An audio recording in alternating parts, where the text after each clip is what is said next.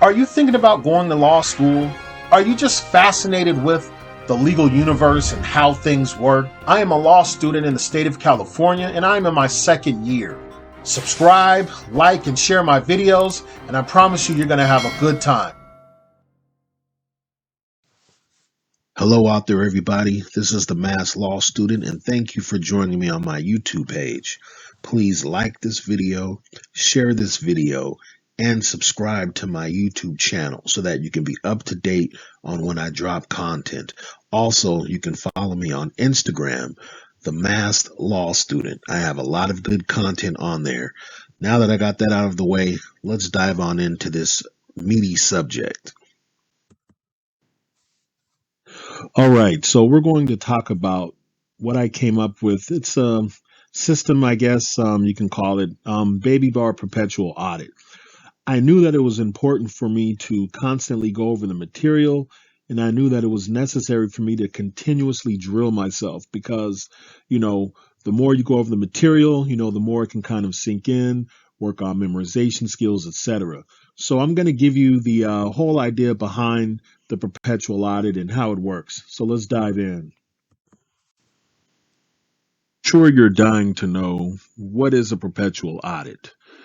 Well, as you can see in the description to the left, it is an inventory of all major information that you must know and be able to recite verbally or by typing to increase and cement the information that you are learning. It's constantly evolving. You're going to add some things, take some things out, but you're going to have a core of information that you're going to want to always constantly go over and review.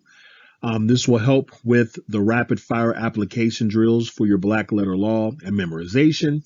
It'll also help with MBE work, and it'll also boost confidence. I got a little analogy to show you to kind of drive everything home. Let's get into it.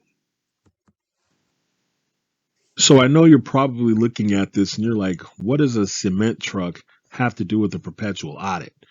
But I'm glad you asked that question because I'm going to explain it. So, with cement trucks, they have, cement inside, and the cement has to, stay fresh. So in order for it to stay fresh and to not harden or to spoil or to ruin, you have to constantly turn it, constantly agitate it. That's very important because if the turning stops, then you're going to spoil the contents. It can ruin it, it can harden up, etc.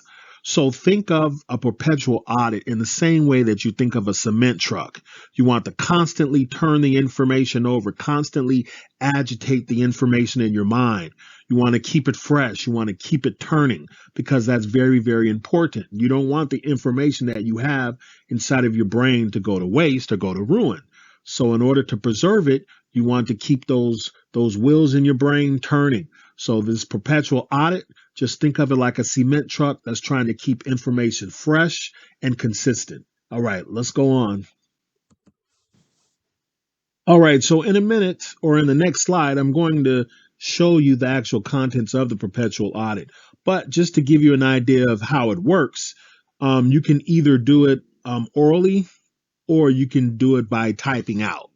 So when you go over the information and the bullet points, you can just have your paper with you, pull it out of your pocket or your briefcase or whatever, and you see it and you recite it. So if you see larceny, then you're going to, go over larceny. You're going to give the definition for larceny. If you see burglary, going to do burglary. If you see parole evidence, then you're going to go over parole evidence. So you can either do the work by reciting it orally, or you can type it out on a computer to work on your typing speed, etc. All right, let's get into the contents of it. All right, so here goes the torch portion of my perpetual audit. So what I would do is, imagine if this was, on a sheet of paper. So at first I would do it 5 days a week, and then I started, after I was getting good with the memorization, I would work on it just 3 days a week.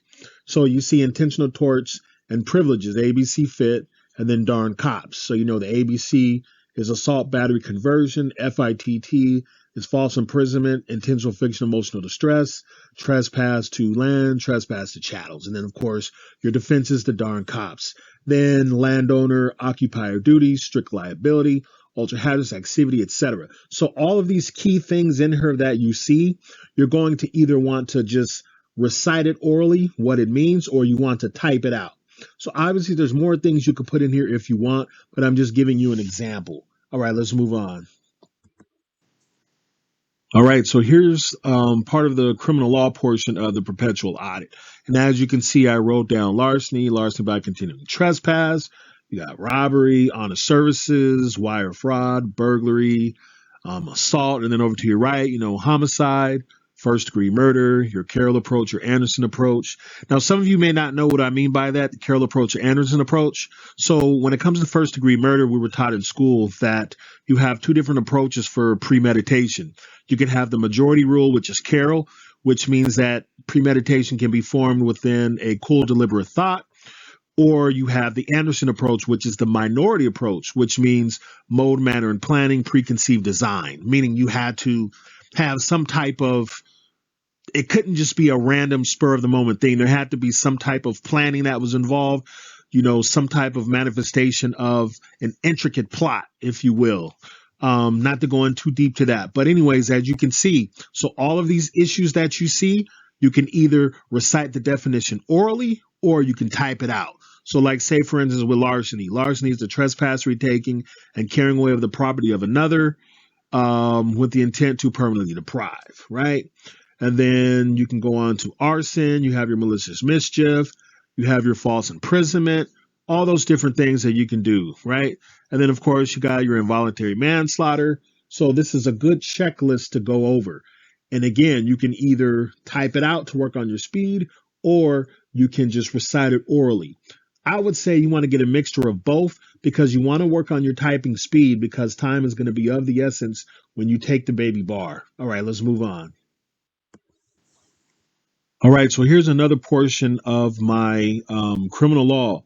So you got your inchoate crimes, your miscellaneous crimes, your excuses, justifications, insanity. Now, let me tell you why this perpetual audit is really, really good. Because when I took the October 2021 baby bar, insanity defenses was a must. It talked about it. So I had to list all of these.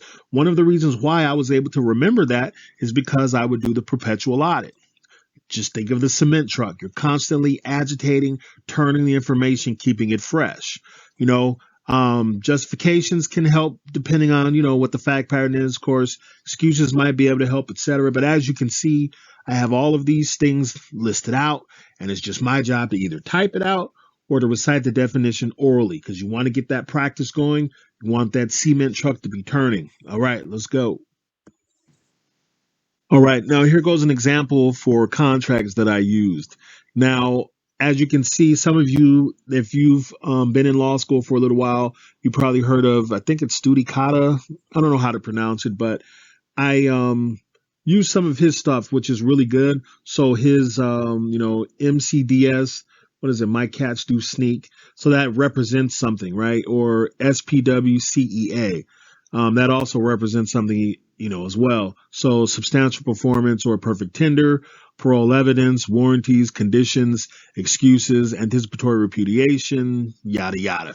So as you can see, this is a decent example. Again, there were other things that I had, but I was just taking some parts out just to give you a good example of what my audit looked like. So again, if I see UCC in common law, then I'm going to say the UCC handles all contracts pertaining to tangible and movable goods. And then you can say common law handles all contracts related to services, land, and all the other aspects not relating to UCC goods or handle under the UCC, however you want to word it. But as you can see, again, you can type it out or you can say it orally, but just make sure you get that work in. All right, let's keep going. All right, so this slide is going to be devoted to talking about practice and just working. When I first started this perpetual audit, I was doing it about 5 days a week.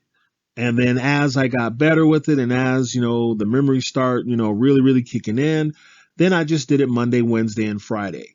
But you definitely want to do this because it's all intertwined. These things that I'm showing you, this is stuff that I made my own to make it work for me. So when it comes to like when you watch the other video pertaining to rapid fire drills, perpetual audit, that's going to help you with the rapid fire drills because with the perpetual audit, you're like a cement truck. You're constantly going over the information.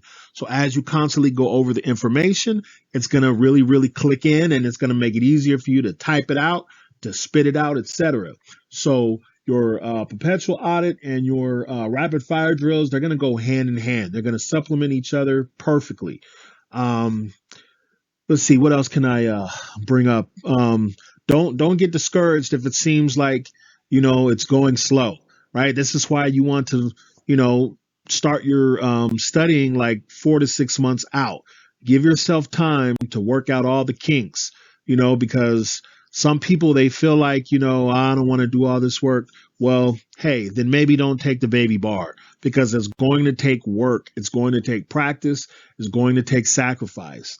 But just, I'm telling you, if you take this, make it your own. If you don't like exactly how I did it, okay, remix it a little bit, make it your own. But just make sure that you have a nice audit list of major core issues for each subject and just constantly go over that black letter law. Because I'm telling you, it is going to help you tremendously when it comes to writing these essays. Because in order to build a skeleton, you got to be able to do the rapid fire drills.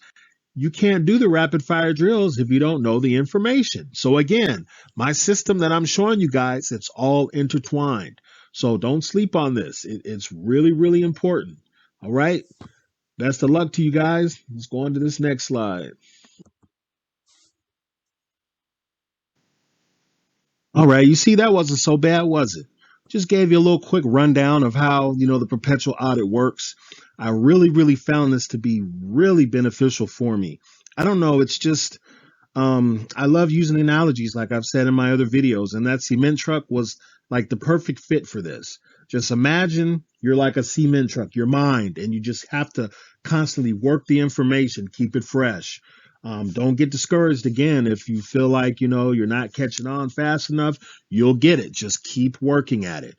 Um, you can see on here where I put down my little disclaimers, but I'm going to say it out loud. I'm not a lawyer. This should not be considered legal advice. If you want to learn the law, go to law school. That's what law school's for. I'm not an attorney, and I'm not going to teach you the law. Don't take me too seriously. Just take what I say with a grain of salt. Just do like the old folks say, chew the meat, spit out the bones.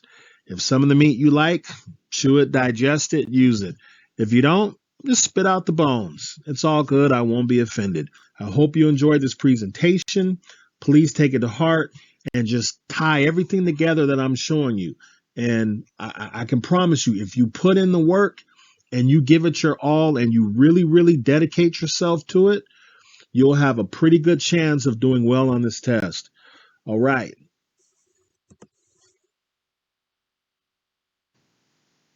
Right. So we've come to the embarrassing part of the presentation.